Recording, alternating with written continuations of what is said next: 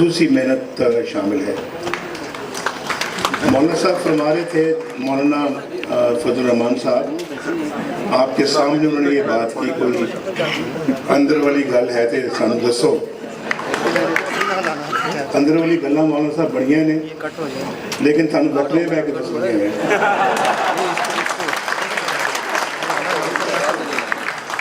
पहले इनको बताएंगे इंशाअल्लाह, फिर मैं आपको भी बताऊंगा। शायद वो आज ना हो सके, वो किसी और दिन, लेकिन हैं बहुत।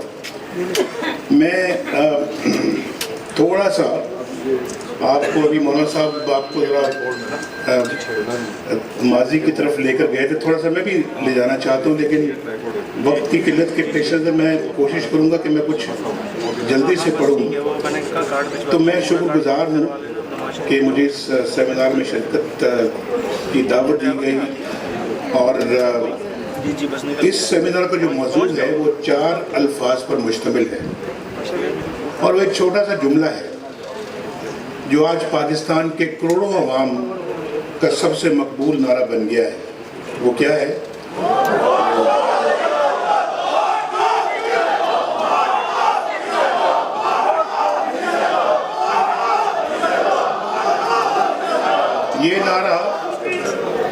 ये नारा अपने अंदर पाकिस्तान की पूरी सियासी तारीख समोए हुए है। अफसोसनाक बात यह है कि तारीख कुछ ज़्यादा दिल खुशकुन नहीं। ज़रा थोड़ा सा भाई आप आ जाए इधर, मेरे और पब्लिक के दरमियान ना आया करें यार।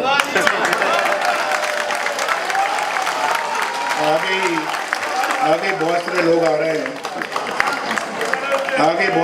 आ रहे हैं, तो अपने अंदर से ना आए यार, कम अज़ कम। वो मुल्क जिसके बानी कायदे आज़म मोहम्मद अली जिन्ना की सारी जद्दोजहद जमहूरी असूलों पर मबनी थी, जिसकी आज़ादी की तहरीक के हर कारकुन के दिल में जमहूरियत की तड़प थी, जिसके रहनुमाओं के दिलो दिमाग में जमहूरियत के बारे में कोई शक व शुबा न था, उस मुल्क में जमहूरियत आज भी मजबूती के साथ अपने कदम नहीं जमा सकी। अफसोस की बात है। ज़रा गौर से मेरी गुफ्तगू आप सुनिए। थोड़ी सी तारीख का आपको भी इल्म होना चाहिए कि हम किन अदवार से, कौन कौन से दौर से गुजरे हैं, और फिर मैं आज की तरफ आऊँगा। जमहूरियत आज कोई अजनबी नज़रिया नहीं। आप सब जानते हैं कि जमहूरियत अवाम की हुक्मरान को वोट का नाम दिया जाता है। वोट के ज़रिए अवामी राय के इजहार के इस अमल को इंतखाबात का नाम दिया जाता है। करोड़ों अफराद पर मुश्तमिल अवामी जूरी वोट के ज़रिए अपना फ़ैसला सुनाती है। देखें ना, मैं यहाँ नारा लग रहा है वोट को इज़्ज़त दो, तो क्यों इज़्ज़त दो? मैं उस तरफ आपकी तवज्जो मबज़ूल कराना चाहता हूँ। वोट के ज़रिए फ़ैसला सुनाती है, और फिर कि वो किस जमात या किस शख्सियत को मुल्की निज़ाम की बागडोर सौंपना चाहती है। मुहज़्ज़ब कौमें इस अवामी फ़ैसले का एहतराम करती हैं, और तमाम मुल्की इदारे उसे तस्लीम करते हैं, यानी पिलर्स ऑफ स्टेट जो हैं वो उसको तस्लीम करते हैं। वोट को इज़्ज़त दो का नारा हमारी सियासी तारीख के इस अलमी ने जन्म दिया है कि यहाँ इंतखाबात, अवामी राय और वोट के तकद्दुस को तमाशा बना दिया गया है। वोट की इज़्ज़त और हुर्मत का तकाजा ये है कि अवामी अदालत के फ़ैसले को तस्लीम किया जाए। मुमकिन है कि कुछ फ़ैसले कुछ हल्कों को पसंद ना आए। मुमकिन है कुछ दानिशवर लोग इससे ज़्यादा खुश ना हों, लेकिन जमहूरियत, आइन और रियासती निज़ाम के इस्तेकाम का तकाजा यही है कि इस फैसले को दिलो जान से तस्लीम किया जाए, क्योंकि किसी को हुक्मरानी का हक सौंपना सिर्फ और सिर्फ आपका, पाकिस्तान के अवाम का इख्तियार है, जिसका इजहार वो अपने वोट के ज़रिए करते हैं। जब अवाम के फैसले को पूरे दिल से तस्लीम नहीं किया जाता, या उसकी राह में रोड़े अटकाए जाते हैं, या उसे नाकाम बनाने के मंसूबे तैयार किए जाते हैं, तो इसका वाज़ेह मतलब यही होता है कि अवाम की राय को कुचल दिया जाए। ان کی رائے پر اپنی رائے مسلط کر دی جائے، ان کے اختیار پر اپنے اختیار اور اتھارٹی کی تلوار چلا دی جائے، ان کی پسند کے بجائے اپنی مرضی کے حکمران تراشے جائیں۔ اس عمل کو سادہ الفاظ میں عوام کی اور عوام کے ووٹ کی توہین کہا جا سکتا ہے۔ بدقسمتی سے یہ پاکستان کی پوری تاریخ اس تماشے سے بھری پڑی ہے۔ خواتین و حضرات، آج جب میں ووٹ کو عزت دو کے نعرے کے ساتھ میدان میں نکلا ہوں، میرے ساتھ میرے یہ قائدین کرام بھی نکلے ہیں، ان کا بھی موٹو مشن یہی ہے، تو اس کی وجہ 70 سال سے جاری یہی کھیل ہے۔ بڑی بدنصیبی کی بات ہے یہ۔ ماضی کی اس تاریخ پر ایک سرسری نظر ڈالتے ہی اندازہ ہو جاتا ہے کہ عوام کی رائے کو بار بار کس بری طرح کچلا گیا، ان کے ووٹ کی حرمت کو کس طرح پامال کیا گیا۔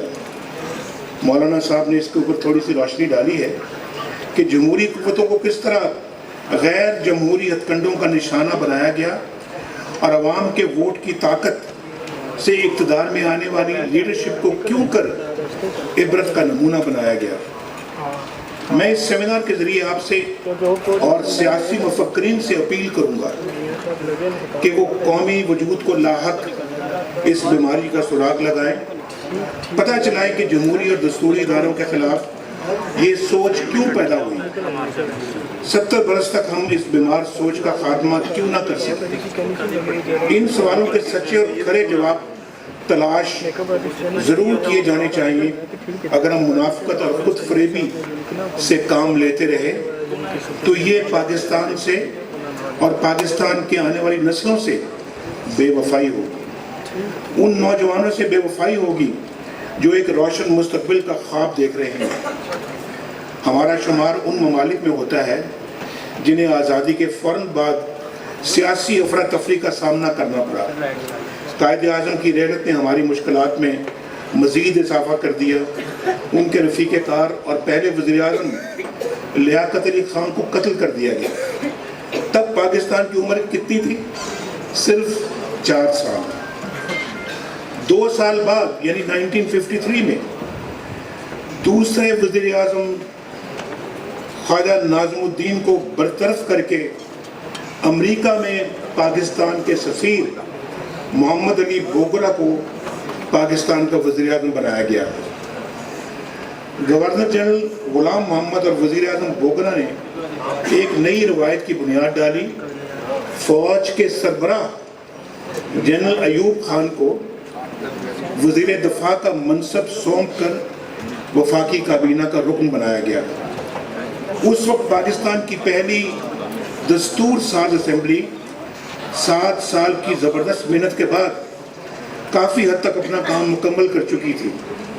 قرارداد مقاصد، بنیادی انسانی حقوق، اقلیتوں کے حقوق اور ریاستی نظام کے بنیادی اصولوں کی منظوری دی جا چکی تھی۔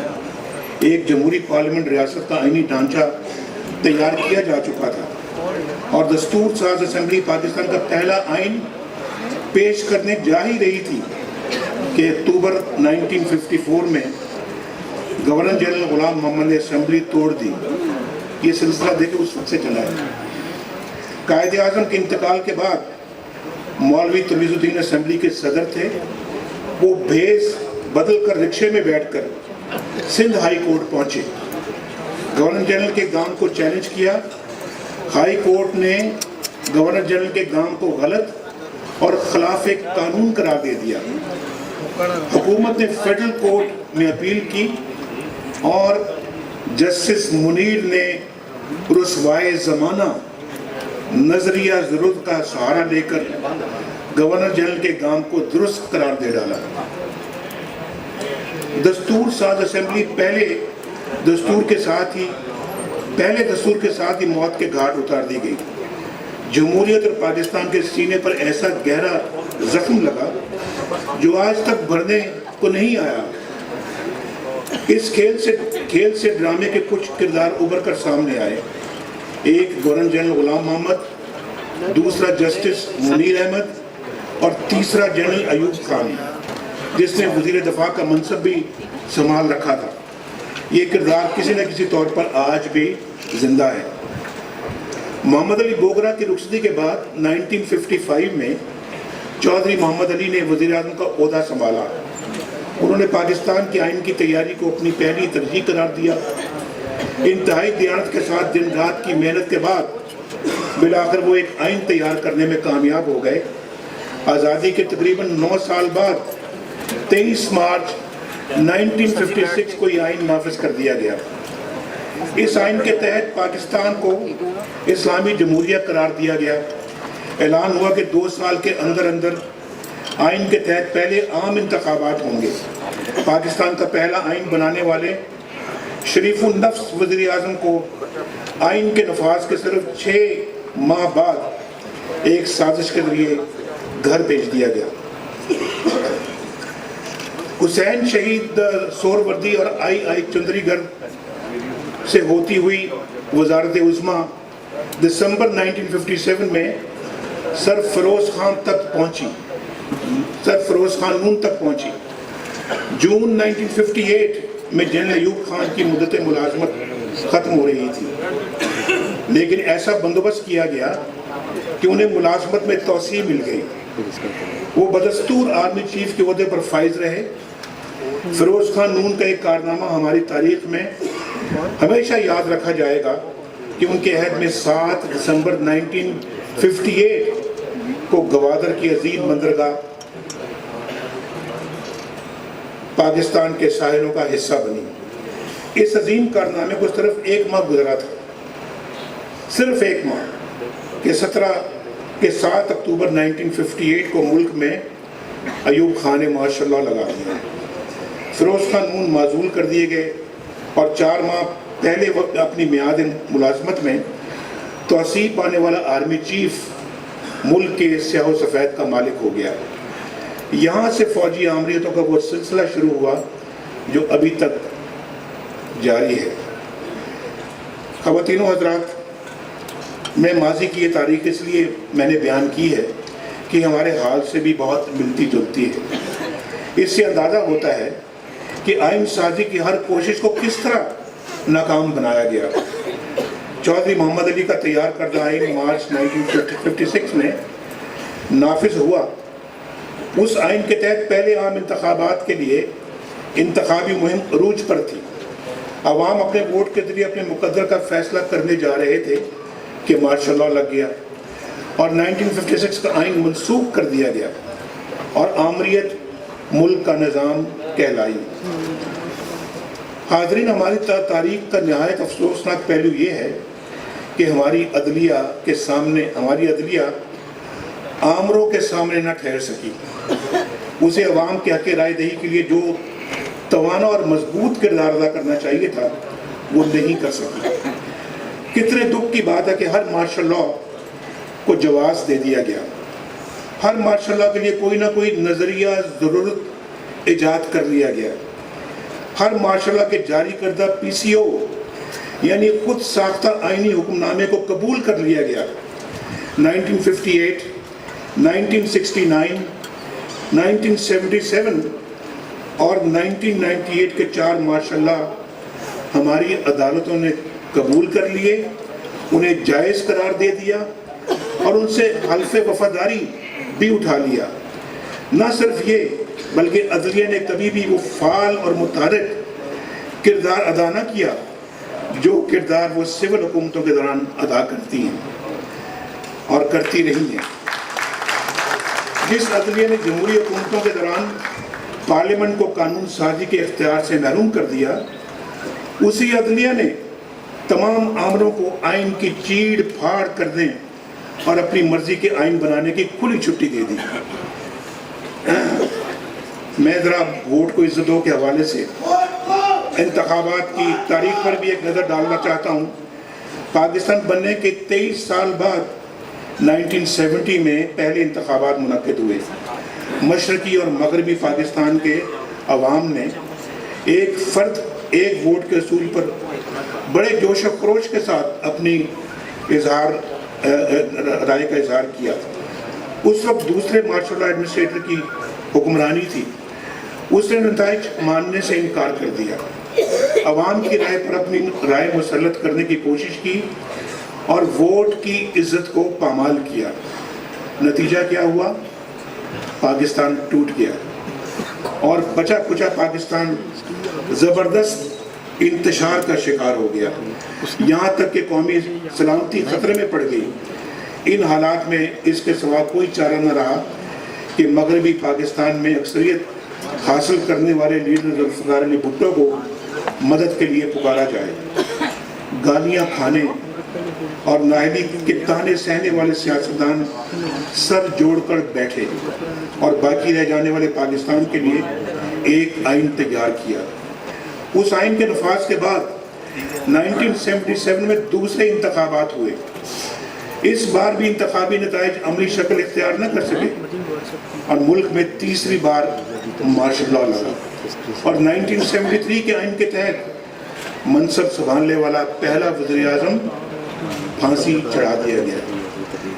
مارشل لا کے دور میں 1985 میں غیر جماعتی انتخابات ہوئے۔ محمد خان جنیجو کو وزیر اعظم بنایا گیا۔ 3 سال بعد اسمبلیاں بھی گھر بھیج دی گئیں اور وزیر اعظم بھی۔ 1988 ذرا سنتے جائیں آپ، 1988 میں چوتھے انتخابات ہوئے۔ محترمہ بینظیر بھٹو وزیر اعظم بنی۔ ووٹ کی عزت اس طرح کی گئی کہ 1.5 سال بعد یہ اسمبلیاں توڑ دی گئیں، وزیر اعظم کو گھر بھیج دیا گیا۔ اور پھر 1990 میں 5ویں انتخابات ہوئے۔ عوام پھر اپنے حق رائے دہی کے لیے میدان میں نکلے۔ مجھے وزارت عظمیٰ کا اعزاز حاصل ہوا۔ 2.5 سال بعد اسمبلیاں ٹوٹ گئیں اور وزیر اعظم فارغ کر دیا گیا۔ 1993 میں 6 انتخابات ہوئے۔ محترمہ بینظیر بھٹو دوسری بار وزیر اعظم بنی، لیکن ووٹ کی توہین کا یہ سلسلہ جاری رہا۔ 3 سال بعد اسمبلیاں توڑ دی گئیں اور وزیر اعظم کو گھر بھیج دیا گیا۔ 1997 میں 7ویں عام انتخابات منعقد ہوئے۔ مجھے ایک بار پھر عوام نے اپنے اعتماد سے نوازا۔ تقریباً 2.5 سال بعد ملک میں چوتھا مارشل لا نافذ ہوا۔ نہ اسمبلیاں رہیں، نہ وزیر اعظم، اور پھر جو مجھ پر گزری وہ ایک الگ کہانی ہے۔ 2002 کے انتخابات مشرف کے سائے تلے ہوئے۔ نہ اسمبلی کو کوئی حیثیت تھی، نہ وزیر اعظم کی۔ ان 5 سالوں میں ڈکٹیٹر نے یکے بعد دیگرے 3 افراد کو وزارت عظمیٰ کی کرسی پر بٹھایا۔ 2008 کے انتخابات کے بعد پیپلز پارٹی کی حکومت قائم ہوئی، لیکن اس بار بھی وزیر اعظم اپنی دستوری مدت پوری نہ کر سکا اور ایک عدالتی فیصلے کی نظر ہو گیا۔ میری مراد یوسف رضا گیلانی صاحب کے۔ 2013 کے انتخابات کے نتیجے میں مسلم لیگ نون کی حکومت بنی۔ مجھے عوام نے تیسری بار اپنے اعتماد سے نوازا، لیکن عوام کے ووٹ کی جس طرح بے توقیری کی گئی اور مسلسل کی جا رہی ہے وہ ساری دنیا دیکھ رہی ہے۔ یہ آج کی دنیا میں یقیناً ایک عجوبہ ہی کہلائے گا کہ وزیر اعظم کو اپنے بیٹے سے خیالی تنخواہ نہ لینے پر نہ صرف عہدے سے ہٹا دیا گیا بلکہ عمر بھر کے لیے نااہل قرار دے دیا گیا اور پھر پارٹی کی قیادت سے بھی محروم کر دیا گیا۔ یہ ہے 70 برس کے دوران ہونے والے 10 انتخابات کی کہانی، جو عوامی رائے اور ووٹ کی سنگین توہین کی شرمناک داستان ہے۔ خواتین و حضرات، بہت اب مختصر سی بات رہ گئی ہے۔ ووٹ کی عزت کا نوحہ یہ ہے کہ تقریباً 20 وزیر اعظم کی حکمرانی کا دور صرف 38 برس ہے۔ 38 برس میں 20 وزیر اعظم آئے تقریباً، یعنی اوسطاً 2 سال سے بھی کم، جبکہ 4 فوجی آمروں کا عرصہ، اقتدار کا عرصہ 32 برس ہے، یعنی ہر ڈکٹیٹر نے اوسطاً 8 سال حکمرانی کی۔ 10 انتخابات کے نتیجے میں وزارت عظمیٰ سنبھالنے والا کوئی ایک بھی شخص 5 سال کی آئینی مدت پوری نہ کر سکا۔ انتخابی تاریخ کے تقریباً 50 سال کے دور میں پاکستان کے عوام نے 3 شخصیات کی قیادت کو اپنے ووٹ سے نوازا: ذوالفقار علی بھٹو، بے نظیر بھٹو، اور میں بڑی عاجزی اور اللہ تعالیٰ کے شکر کے ساتھ اپنا نام بھی اس صف میں شامل کرتا ہوں۔ آپ دیکھ لیجئے، تالیاں بعد میں بجائیے، لیکن پہلے دیکھ لیجئے کہ ان تینوں کے ساتھ کیا ہوا۔ بھٹو پھانسی چڑھا دیا گیا، بے نظیر قتل کر دی گئی، مجھے ہائی جیکر قرار دیا گیا، اٹک قلعے میں ڈال دیا گیا اور پھر جلا وطن کر دیا گیا۔ عوام نے ایک بار پھر مجھے اپنے اعتماد سے نوازا، تو جو کچھ ہو رہا ہے وہ سب آپ کے سامنے ہے آج۔ میں نے ماضی کی افسوسناک داستان کافی تفصیل کے ساتھ اس لیے سنائی ہے کہ ہم اس کھیل کے حقیقی کرداروں کا پتہ چلا سکیں جو عوام کے ووٹ کی توہین پر فخر کرتے ہیں، عوام کی رائے پر اپنی رائے ٹھونستے ہیں اور عوام کی مقبول لیڈرشپ کو نشانہ بناتے ہیں، اور ملک کی جمی جمائی بڑی وفاقی پارٹیوں کے سے بکھرے کر کے چھوٹے چھوٹے سیاسی گروہ پیدا کرتے ہیں۔ اگر ہم اس کھیل کو نہ روک سکیں اور اگر عوام کے ووٹ کی عزت بحال نہ ہوئی تو پاکستان خدا نہ خواستہ اسی طرح گرداب میں گھرا رہے گا اور انتشار بڑھتا چلا جائے گا۔ آج کل ہمارا آئینی بندوبست اور جمہوری نظام شدید قسم کی عدالتی ایکٹیوزم کی زد میں ہے۔ انتظامیہ ریاست کا نہایت عام ستون ہے، لیکن اسے مکمل طور پر مفلوج کر دیا گیا ہے۔ یہ میں بڑی ذمہ داری کے ساتھ یہ بات کر رہا ہوں، مفلوج کر دیا گیا ہے۔ عام نوعیت کی تقرریاں، تبادلے، ترقیاں اور روزمرہ کے حکومتی معاملات بھی عدالتی گرفت میں آ چکے ہیں۔ یہ ایک ایسے وقت میں ہو رہا ہے جب پاکستان کی عدالتوں میں 18 لاکھ سے زائد مقدمات زیر التوا ہیں، جب لوگوں کی نچلی سطح کی عدالتوں اور کچہریوں سے انتہائی سنگین شکایات ہیں، اور سب سے بڑی عدالت نے 184(3) کے بے محابہ استعمال سے قانون و انصاف کے پورے عمل کو اپنے ہاتھ میں لے لیا ہے۔ ثواب دید کا دائرہ اتنا وسیع کر دیا گیا ہے کہ اس کے ہاتھ اب مقننہ تک یعنی پارلیمنٹ تک پہنچ گئے ہیں، جسے تمام اداروں کی ماں کہا جاتا ہے۔ پارلیمنٹ کے بنائے ہوئے قانون بھی کالعدم قرار دیے جا رہے ہیں۔ مایوس سیاستدان نے کچھ دن پہلے عدلیہ سے جوڈیشل مارشل لا لگانے کی درخواست کی تھی۔ اس درخواست کی باقاعدہ سماعت تو نہیں ہوئی، نہ اس پر کوئی فیصلہ آیا، لیکن جو کچھ ہو رہا ہے اس میں اس درخواست کا خاصا اثر دکھائی دیتا ہے۔ معزز حاضرین، ووٹ کو عزت دو کا تعلق انتخابات سے ہے، اور انتخابات میں اب بہت کم عرصہ رہ گیا ہے۔ چیف جسٹس پاکستان نے اعلان کیا ہے کہ ہر قیمت پر انتخابات اپنے وقت پر ہوں گے۔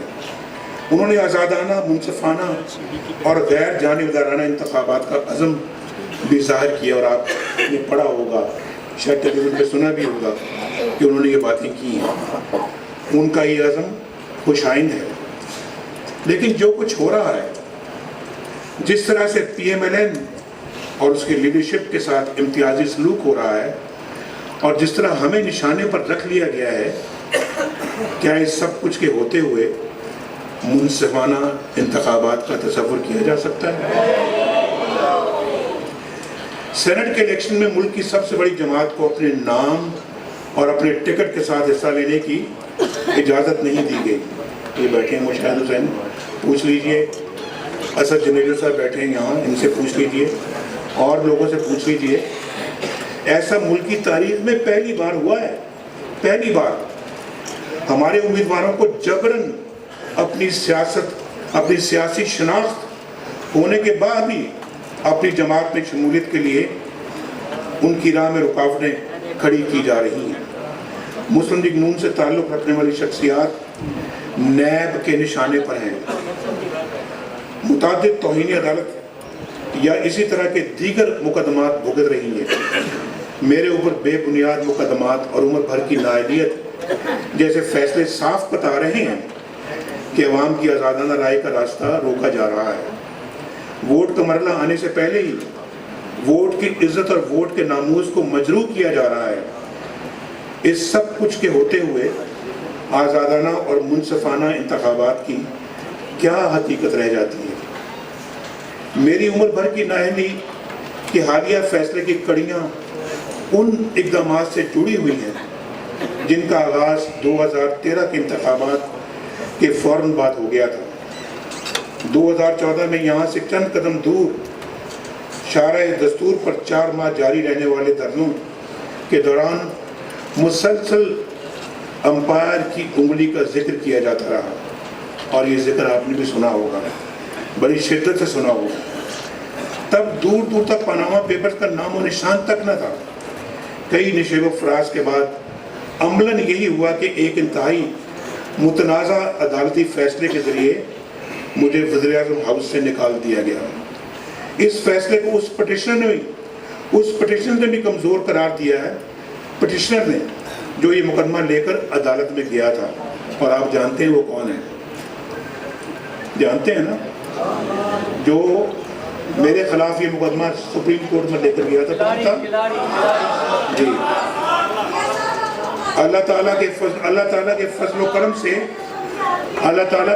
کرم سے مجھ پر کسی طرح کی کرپشن، بدعنوانی، کمیشن یا کک بیکس کا الزام تک نہیں، تو پھر میرے ساتھ روا رکھے گئے اس سلوک کا سبب کیا ہے؟ ذرا اس پہ غور کیجیے گا۔ اس کا سبب صرف اور صرف ایک ہی ہے، ووٹ کو عزت نہیں دینی۔ یعنی جو ایسا کر رہے ہیں اس کا سبب یہ کہ ووٹ کو عزت نہیں دینی۔ ہر اس شخص کو کسی نہ کسی طرح سے سیاسی میدان سے نکال باہر کرنا جسے پاکستان کے عوام پسند کرتے ہیں۔ ایسی مقبول قومی قیادت کو ابھرنے نہیں دینا جو جرأت و بہادری سے عوام کی ترجمانی کر سکے، جو آزادی کے ساتھ اپنے منشور پر عمل کر سکے، اور جو قومی مفاد کے تحت پالیسیاں بنا سکے، جو ملک کی ترقی اور خوشحالی کے ایجنڈے کو عملی جامہ پہنا سکے۔ یہاں ایسی کٹ پتلیاں زیادہ عزیز ہیں جن کی دوڑیں آسانی سے ہلائی جا سکیں۔ یہاں بڑی اور مضبوط وفاقی سیاسی جماعتوں سے زیادہ فرقہ واریت، علاقائی، لسانی اور نسلی بنیادوں پر بنائے گئے سیاسی جتھے زیادہ عزیز ہیں جن کی لگام اپنے ہاتھ میں رکھی جا سکے۔ آپ دیکھ لیجئے پچھلے چند ماہ کے اندر کس نام سے کتنے گروہ انتخابی میدان میں آ گئے ہیں۔ 2013 کے انتخابات دہشت گردی کے خاتمے، توانائی کے بحران اور کمزور ملکی معیشت جیسے بڑے مسائل کی بنیاد پر ہوئے تھے۔ بلوچستان میں پی ایم ایل این سب سے بڑی جماعت کے طور پر ابھری تھی۔ ان کی جماعت جو ہے وہ بھی سب سے بڑی جماعت کے طور پہ ابھری تھی۔ میں بات کر رہا ہوں اچھا صاحب کی، اور یہ قومی وحدت اور اسی طرح سے بزنجر صاحب کی جو پارٹی تھی وہ بھی۔ یہ قومی وحدت اور ملکی استحکام کی روشن علامت تھی کہ محرومی کے شکار اور کسی قدر ناراض لوگوں نے کسی مقامی نعرے یا تعصب سے ہٹ کر ایک بڑی قومی جماعت کو ووٹ دیا۔ لیکن ووٹ کی عزت پامال کرنے والی سوچ نے انتخابی نتائج کے اس روشن پہلو پر سیاہی پھیر دی۔ سرِ عام ووٹ کی توہین کی گئی، وہاں حکومت کا تختہ الٹ کر ایک مصنوعی ڈھانچہ کھڑا کیا گیا، پھر ایک نیا سیاسی جتھا وجود میں آ گیا۔ یہی کچھ کراچی میں ہوا۔ فرقہ واریت اور مسلک کے نام پر بھی سیاسی جتھے وجود میں آ گئے۔ جنوبی پنجاب میں بھی ایک گروہ کو سیاسی شناخت دینے کی کوشش کی جا رہی ہے۔ کوئی نہیں سوچتا کہ بڑی جماعتوں کو توڑنے اور کمزور کرنے سے ملک کو پہلے کتنا نقصان پہنچا، اور اگر آج طرح طرح کے تعصبات کی بنیاد پر بنائے گئے گروہ بڑی سیاسی جماعتوں پر حاوی ہو گئے تو ملک کی سلامتی اور جمہوری نظام کو کتنا نقصان پہنچے گا۔ خواتین و حضرات، گزشتہ کچھ دنوں سے صحافی بھائی میری تاحیات نااہلی کے فیصلے پر میرا رد عمل جاننے کی کوشش کر رہے ہیں۔ مجھے پوچھتے ہیں سوالات، میں ذرا گریز کر رہا تھا پچھلے 2-3 دن سے، میں اس سے گریز کرتا رہا ہوں جیسے میں ابھی کہہ رہا ہوں۔ میں اس مقدمے میں نہ پٹیشنر تھا نہ فریق۔ مجھے عدالتی نوٹس آیا تو میرے وکیل نے کہہ دیا کہ ہم فریق نہیں بننا چاہتے۔ ہم جانتے تھے کہ جب عدالتی عمل خود ہی فریق بن جائے تو اپیل، وکیل اور دلیل کسی کام کے نہیں رہتے۔ مجھے اندازہ تھا، بلکہ یقین تھا کہ کیا فیصلہ آنے والا ہے۔ میں نے صحافی حضرات کو بتا بھی دیا تھا، یہ فیصلہ ایک خاص مائنڈ سیٹ کا تسلسل ہے جو واٹس ایپ کالز کے ذریعے بنائی جانے والی جے آئی ٹی سے شروع ہوا۔ ہم 2 دن پہلے یہی سمجھتے رہے کہ یہ جے آئی ٹی 6 ارکان یا ہیروں پر مشتمل ہے۔ اب جے آئی ٹی کے سربراہ واجد ضیاء نے انکشاف کیا ہے کہ 40 اور ہیرے بھی ہیں جو اس جے آئی ٹی میں شامل تھے، جو اس کے لیے کام کر رہے تھے۔ ہمیں کچھ معلوم نہیں کہ یہ 40 ارکان کون تھے اور انہوں نے کیا فرائض انجام دیے۔ شاید آپ اس پہ کچھ روشنی ڈال سکیں۔ میری نااہلی کا فیصلہ اس مہم کا حصہ ہے۔ یہاں بڑے سے بڑے چور، ڈاکو، دہشت گرد اور قاتل بھی تاحیات نااہل نہیں ہوتے۔ اگر نااہلی ہوتی بھی ہے تو ایک خاص مدت کے بعد ختم ہو جاتی ہے۔ کیا میرا جرم ان سب جرائم سے بڑا ہے؟ کیا میں نے اپنے بیٹے سے ایک خیالی تنخواہ نہیں لی؟ خواتین و حضرات، کیوں؟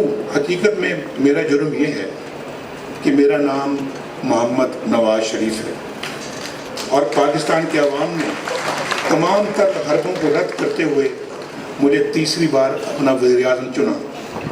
یہ سزا مجھے نہیں، عوام کو دی گئی ہے، ان کے ووٹ کو دی گئی ہے۔ قائد اعظم محمد علی جناح نے کہا تھا، عوامی رائے کبھی غلطی پر نہیں ہوتی، لیکن یہاں کا دستور کچھ الگ ہے۔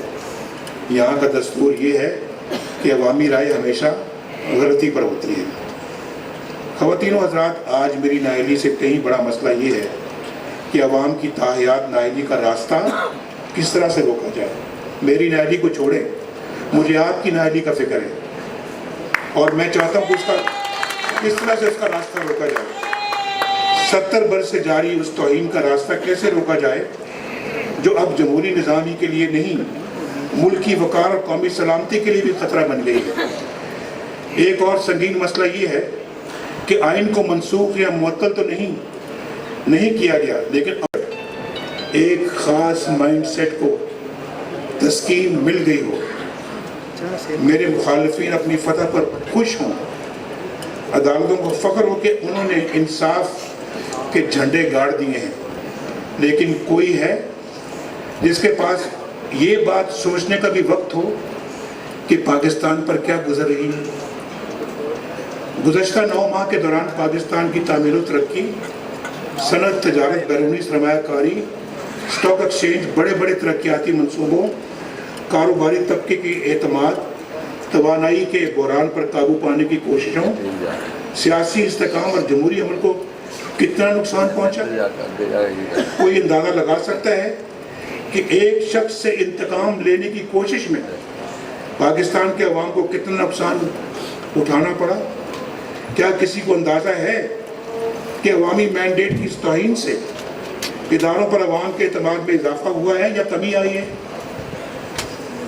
ہمیں ماضی کو ایک طرف رکھ کر ووٹ کی عزت کی بحالی کے لیے تحریک چلانا ہوگی۔ میری بات غور سے سن رہے ہیں آپ؟ نوجوانوں کو، یعنی پاکستان کے نوجوانوں کو اس طرح اس تحریک کا ہراول دستہ بننا ہوگا، اسی طرح جس طرح ان کے بزرگوں نے اپنی جوانی کے دنوں میں تحریک آزادی کے لیے کام کیا تھا۔ وہ عزم پیدا کریں آپ بھی اپنے دلوں کے اندر۔ اس کا موقع ہمیں چند ماہ کے بعد مل رہا ہے، الیکشنوں کی صورت میں۔ ان انتخابات میں عوام کو صرف ایک فیصلہ کرنا ہوگا، کیا وہ اپنے ووٹ کی عزت چاہتے ہیں یا اپنی باغ دوڑ، کٹ پتلیوں، فصلی بٹیروں या अंपायरों की उंगलियों पर नाचने वालों के हाथ थमाना चाहते हैं। मैं बिल्कुल इत्तेफाक करता हूँ अपने इन बुजुर्गों से, भाइयों से, दोस्तों से, जिन्होंने कहा कि जिन्होंने वफादारियाँ तब्दील की हैं, किसी एक को टिकट नहीं देना।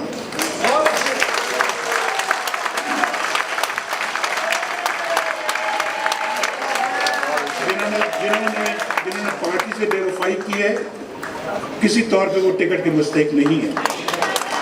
मैं बिल्कुल, आपने मेरे दिल की तर्जुमानी की है, इंशाअल्लाह ऐसी किसी बंदे को टिकट नहीं दिया जाएगा जिसने पार्टी से या अपने वोट से बेवफाई की है, अपने अवाम से बेवफाई की है। और ऐसे फसली बटेरों और ऐसे वफादारियाँ तब्दील करने वाले लोगों को इबरतनाक सजा मिलनी चाहिए।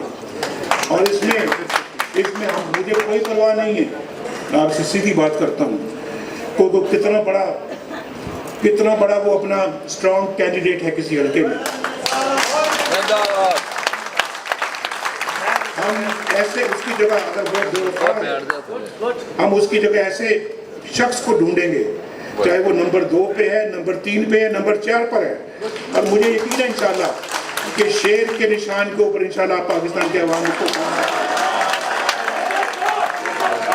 उसी तरह से जिस तरह से लोधरा में अल्लाह के फजल करम से मुआवजा हुआ है। लोधरा में भी एक गुमनाम शख्स, नॉन एंटिटी, गुमनाम शख्स को टिकट मिला और उसने एक बड़े पहलवान को वहां पे चित कर दिया, और जो 40,000 वोटों की लीड से जीता था 47,000, वो वहां पे 30,000 की लीड से हार रहा है। ये एक मौजूदा नहीं तो क्या है? ये अल्लाह ताला हमें बता रहा है कि तुम मुझ पे भरोसा करो और ऐसे लोगों को टिकट दो जो पाकिस्तान और अपनी पार्टी और अपने आइन और अपने कानून के वफादार हों, अपने अवाम के वफादार हों, और वो बिकने वाले ना हो, झुकने वाले ना हो। और ऐसे लोगों को टिकट मिलेगा, चाहे वो गुमनाम ही क्यों ना हो, पाकिस्तान के लोगों ने कामयाब करवाएंगे। मैं अपने इन भाइयों को भी यही कहता हूँ, चाहे वो पंजाब है, बलूचिस्तान है, KPK है, इंशाल्लाह सिंध में भी हम इंशाल्लाह मैदान मारेंगे। मैंने इन लोगों के आंखों में नई चमक देखी। मुझे तो भाई यकीन नहीं आता कि वो उन लोगों के जज्बात जो मैंने देखे थे लाहौर, इस्लामाबाद से लाहौर जाते हुए, और जो मैं अब देख रहा हूँ अपने जलसों में, रैलीज में, जहाँ भी जाता हूँ, और लोग अपने बहुत भरपूर जज्बे के अंदर हैं। इस जज्बे को अब हमें पाकिस्तान के लिए इस्तेमाल करना चाहिए। और ये लोग आएंगे, ये नौजवान आएंगे, ये हैं जो पाकिस्तान की तकदीर को बदलेंगे। जो कहते थे हम नया पाकिस्तान बनाएंगे, उसकी मिसाल उन्होंने कैसी इस तरह पेश की कि मिसाल ऐसी पेश की कि सेनेट के इलेक्शनों में नया पाकिस्तान बनाने वालों ने तीर के निशान के ऊपर वोट डाला। ये नया पाकिस्तान बनाने वालों का हाल है। वो डोरी जो हलाता है उसके पीछे चल पड़ते हैं।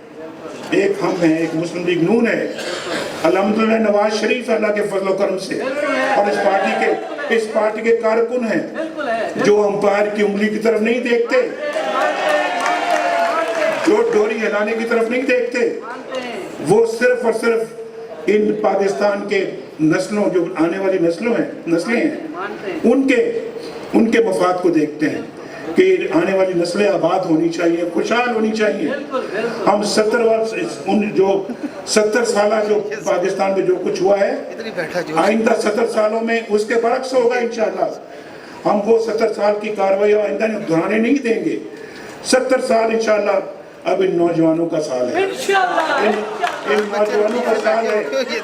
इनकी आंखों में मैं एक अजीब चमक देख रहा हूँ, अजीब चमक। मुझे भी बहुत साल हो गए हैं सियासत में, मैं भी चेहरा पढ़ लेता हूँ मैं, और मैं देख रहा हूँ इनकी आंखों में वो चमक जो पाकिस्तान की कश्ती को पार लगाएगी।